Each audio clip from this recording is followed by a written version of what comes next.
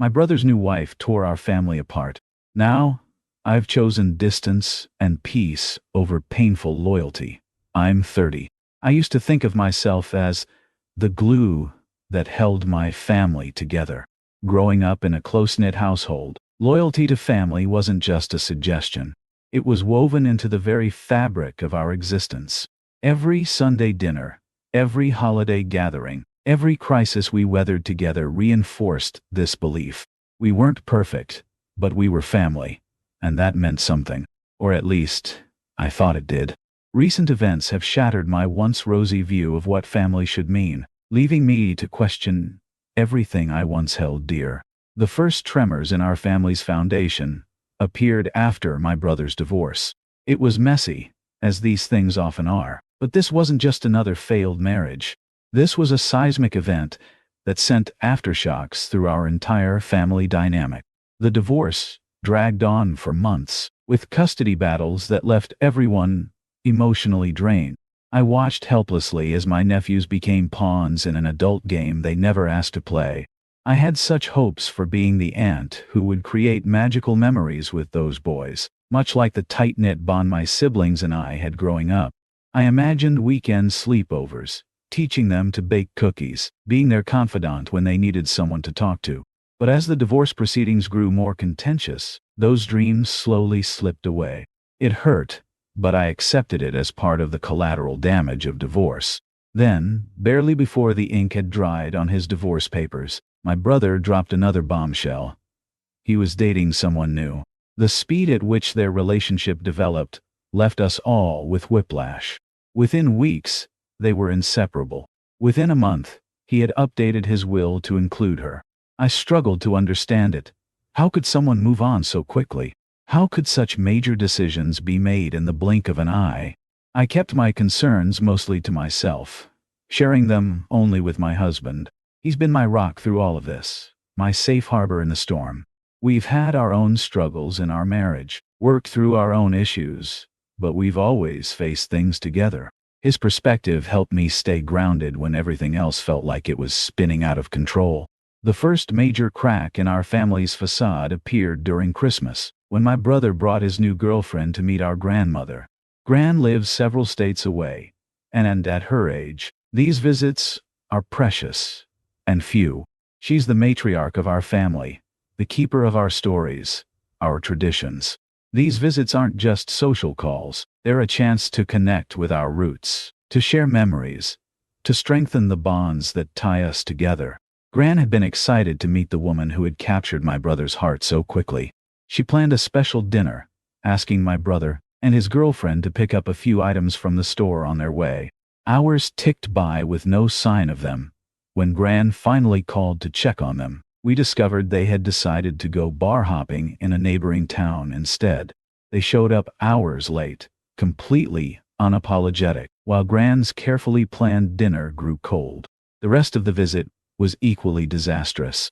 His girlfriend spent most of her time either glued to her phone or taking lengthy naps, showing absolutely no interest in getting to know our family, or participating in any of our traditions. Gran was hurt, though she tried not to show it. I could see it in her eyes, though. The disappointment, the confusion about why her grandson would bring someone so dismissive into our sacred family space. The drive back home brought another painful revelation. We stopped for breakfast at a diner, and my husband needed to run a quick errand before joining us.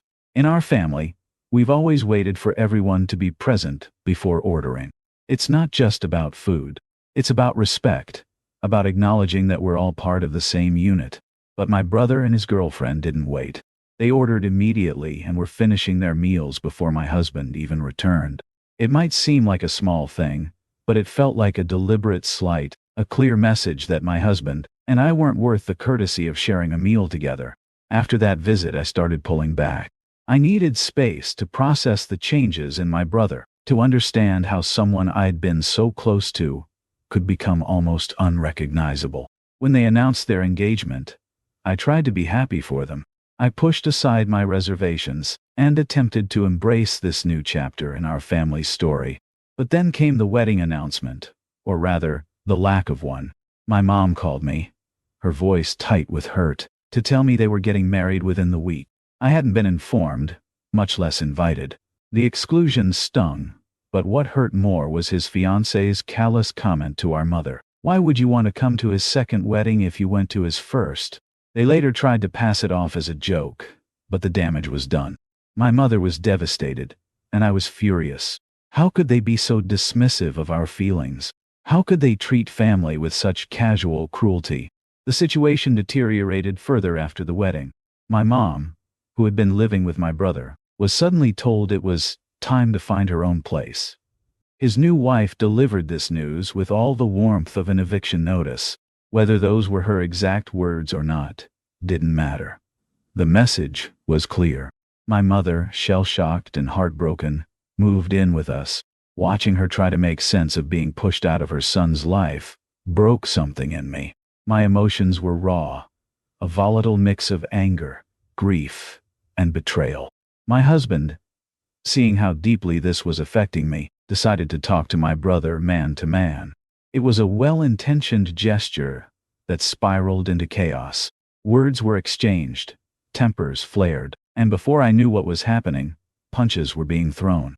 His fiancée was screaming at me to control my husband, as if I had any control over this situation that had spun so wildly out of hand. I tried to stay out of the physical confrontation, too emotionally drained to intervene. But when his fiancée stormed toward me, finger pointing and voice raised, I instinctively pushed her away. My brother immediately moved to confront me, which my husband misinterpreted as an attack.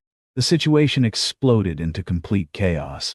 In the midst of this mayhem, his fiancée began hurling deeply personal insults at me, dragging up past mistakes I'd made in my marriage.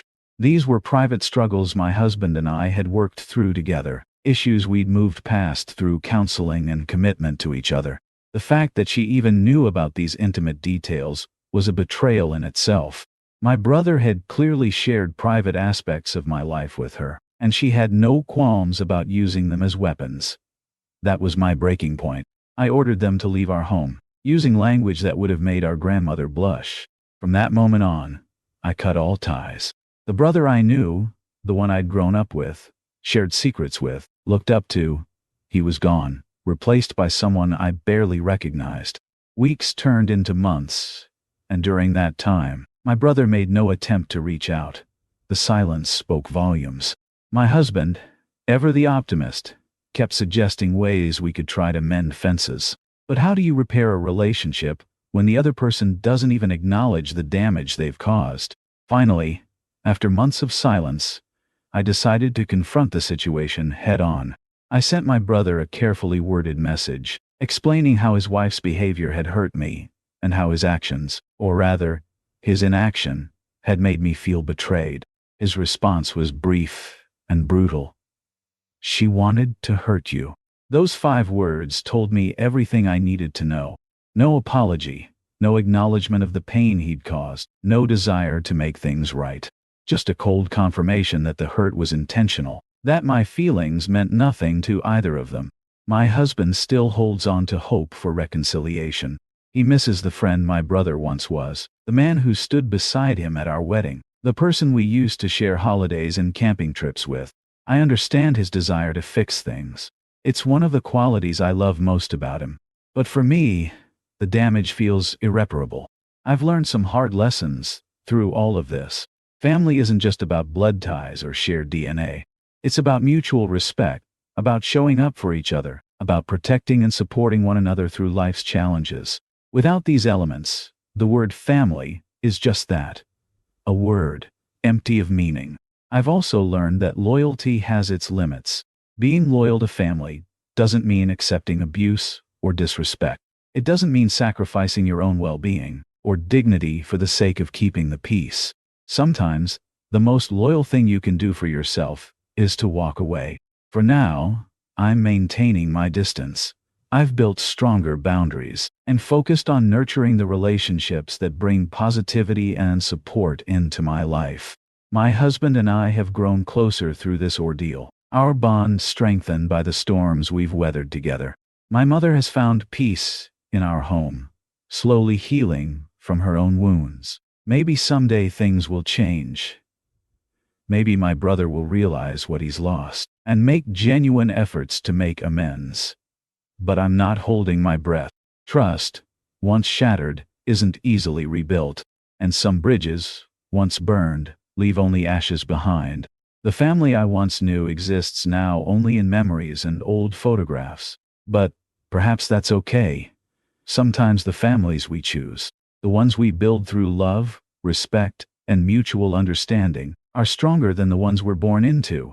And sometimes the glue that once held everything together needs to dissolve before something better can take its place.